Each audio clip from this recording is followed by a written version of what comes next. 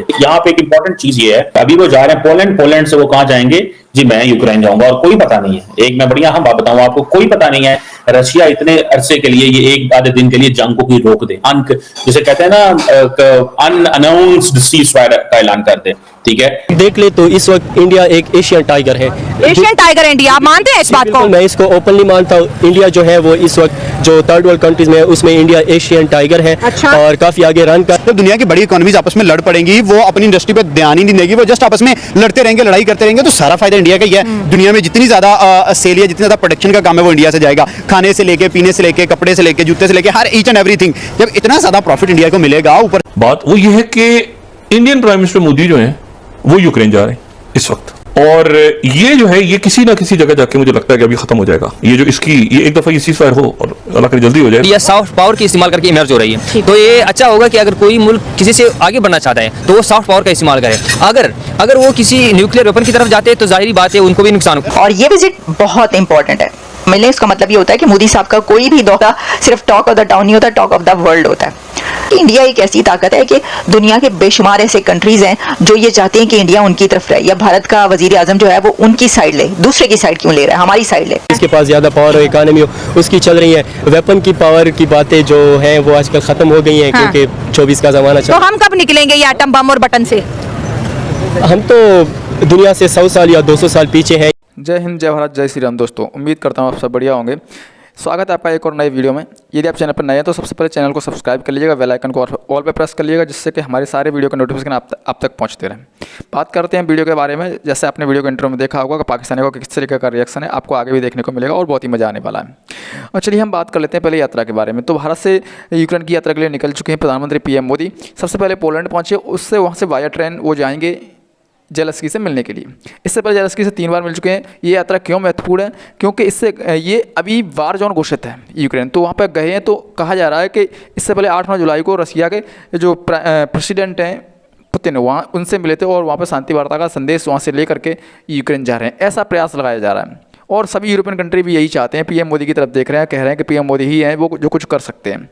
क्योंकि महंगाई की दर देखो, युद्ध की वजह से महंगाई, खाने पीने का सामान और हर तरह के सामान पर महंगाई बहुत बढ़ चुकी है। यूरोपियन कंट्री और अमेरिका सहित कई देश अभी देख रहे हो आप प्रशासन के मामले में जूझ रहे हैं, लेकिन भारतीय इन बीच शांति से खड़ा हुआ है, तो वो चाहते हैं कि पीएम मोदी शांति वार्ता करें। चलिए वीडियो में आगे देखते हैं किस तरीके। यहाँ पे एक इंपॉर्टेंट चीज ये है, अभी वो जा रहे हैं पोलैंड से वो कहाँ जाएंगे जी, मैं यूक्रेन जाऊंगा, और कोई पता नहीं है। एक मैं बढ़िया बात बताऊं आपको, कोई पता नहीं है रशिया इतने अरसे के लिए, ये एक आधे दिन के लिए जंग को रोक दे, जिसे कहते हैं ना अनअनाउंस्ड सीज फायर का ऐलान कर दे।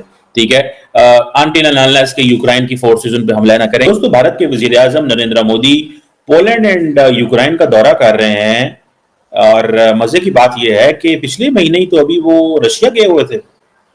बहुत सारे दोस्तों का यह कहना है कि नरेंद्र मोदी इस पोजीशन में मौजूद हैं कि वो चाहें तो भारत एक ऐसा रोल अदा कर सकता है जिसमें यूक्रेन और जो रशिया के मामलात हैं वो करीब लाए जा सकते हैं। ये क्योंकि चाइना के पास वो रोल मौजूद नहीं है, क्योंकि अमेरिकन पसंद नहीं करेंगे, और गो के इस वक्त यूरोप के अंदर से बहुत सारी ऐसी आवाजें आ रही हैं, और वो आवाजें यही हैं कि हमें इस जंग को बंद करना चाहिए। लेवल का लीडर जिसकी बात दुनिया सुनती हो, जिससे दुनिया बात करती हो, और जो एक ऐसा स्टेटस रखता हो कि वो किसी को कोई बात कहना चाहे तो धड़ल्ले से कह सके। और ये विजिट बहुत इंपॉर्टेंट है।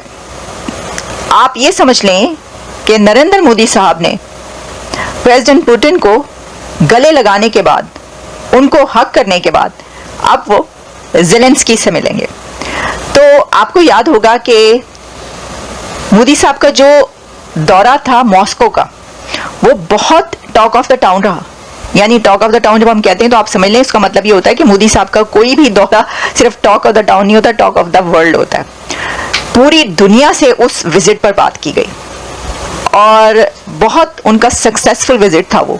और क्या आप प्रेसिडेंट पुतिन उसको क्रिटिसाइज करेंगे? नहीं, मुझे ऐसा नहीं लगता कि पुतिन इसको क्रिटिसाइज करेंगे, क्योंकि उनको पहले से पता है कि उन्होंने उधर जाना है। और वो इस तरह की नज़र भी नहीं आता उनकी तरफ से कि वो ऐसा कोई काम करेंगे। लेकिन ज़ेलेंस्की की तरफ से हमें कई बार ऐसा नज़र आया है कि वो थोड़े से इनसिक्योर भी हो जाते हैं, और हो सकता है कि वो भी होता है ना कि आप कहते हैं कि भाई ये बंदा तो मेरा है, ये कंट्री के साथ मेरे भी रिलेशंस हैं, तो मेरे जो दुश्मन है उसके पास क्यों गया। लेकिन ये होता रहा। इससे हमें ये भी नजर आता है कि इंडिया एक ऐसी ताकत है कि दुनिया के बेशुमार ऐसे कंट्रीज हैं जो ये चाहते हैं कि इंडिया उनकी तरफ रहे, या भारत का वजीर आजम जो है वो उनकी साइड ले, दूसरे की साइड क्यों ले रहा है, हमारी साइड ले। बात करें दुनिया की जितनी भी सुपर पावर कंट्रीज है, डिफरेंट वर्ल्ड की जो है समिट में बैठते हैं या डिफरेंट फोरम पे जाते, कहते हैं पीस प्रमोट करते हैं, दुनिया को पीस का पैगाम देते हैं, और जिसके साथ खारबाजी हो उसको सीधा कहते हैं भाई तुझे तो ठोकेंगे पहली फुर्सत में। आजकल दुनिया में ये चल रहा है कि जिसके पास ज्यादा पावर हो उसकी चलती है। पावर वेपन वाली पावर ना कि डॉलर वाली पावर? डॉलर की पावर, क्योंकि इकोनॉमी काफ़ी आजकल ग्रोथ कर रही है, जिसके पास ज़्यादा पावर हो इकोनॉमी हो उसकी चल रही है। वेपन की पावर की बातें जो हैं वो आजकल ख़त्म हो गई हैं, क्योंकि 24 का ज़माना चल। तो हम कब निकलेंगे ये एटम बम और बटन से? हम तो दुनिया से 100 साल या 200 साल पीछे हैं, ये जस्ट बातें चल रही हैं और तो कुछ भी नहीं है। और तो कुछ अच्छा, अगर लेट्स सपोज जैसे आपने कहा ऐसा होगा नहीं, क्योंकि देखिए दुनिया में 3 ही सुपर पावर्स हैं, अमेरिका, चाइना एंड तीसरी बनने वाली इंडिया, ठीक हो गया, ये साउथ एशिया के अंदर। इंडिया को फ्यूचर में आप कितना ग्रो होता देख रहे हैं? और अगर इस तरह हर तरफ जंगें होती है, जैसे रशिया यूक्रेन लड़े हैं, इसराइल फलस्तीन लड़े हैं, अमेरिका और चाइना के आपस में भी नहीं बनती, इंडिया और चाइना की भी नहीं बनती, तो इंडिया इसमें कितना फ़ायदा उठाएगा? अगर एशिया में आप देख ले तो इस वक्त इंडिया एक एशियन टाइगर है।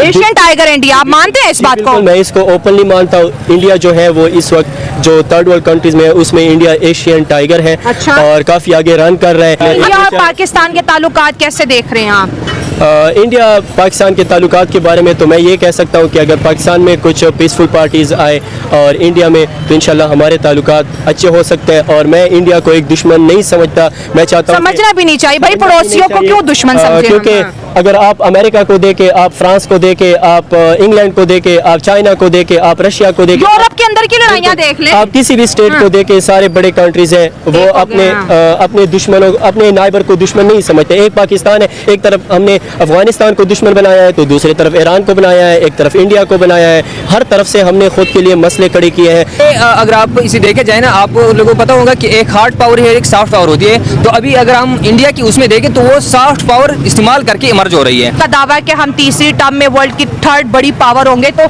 अब अगर इस तरह की दुनिया की पॉलिटिक्स में चेंज आ रहा है तो इंडिया की तो बात पूरी हो रही है। जी अभी तो वो लड़ाई भी नहीं है किसी के साथ। जी अगर वो एक क्लेम कर रही है कि हम ये बनने जा रहे हैं, तो हो सकती है अगर हम। दोस्तों यदि आप अभी तक वीडियो में बने हुए तो वीडियो को लाइक कर चैनल को सब्सक्राइब कर लीजिएगा, क्योंकि इस तरीके के वीडियो हमारे चैनल पे आपको मिलते रहते हैं। चलिए, क्या वीडियो को देख करके क्या आपको ऐसा लगा कि भारत विश्व गुरु बनने की कगार पर है? अगर ऐसा लगता है तो कमेंट करके मैं अपने विचार जरूर रखिएगा। चलिए बात करते हैं भारत की यूक्रेन यात्रा और किन तरीकों से महत्वपूर्ण हो सकती है। तो देखो 8-9 जुलाई को वहाँ से मैसेज लेकर के बाईपास करेंगे पीएम मोदी, ऐसे कयास लगाए जा रहे हैं। और सारे यूरोपियन कंट्री जितने भी हैं वो भारत की ओर देख रहे हैं, क्योंकि वो लोग जो है अमेरिका वगैरह हैं वो सभी यूक्रेन को सपोर्ट करते हैं। तो वन की इकोनॉमी पर भी बहुत बड़ा फर्क पड़ रहा है। और इधर रसिया भी काफ़ी समय से दृढ़ रहा है, तो उसके पास भी भारत को उसकी सहायता करनी पड़ेगी। तो हो सकता है कि इसकी सहायता, ये मैसेज को बाईपास किया जाए। तब चलिए मिलते हैं नेक्स्ट वीडियो में, तब तक के लिए जय हिंद।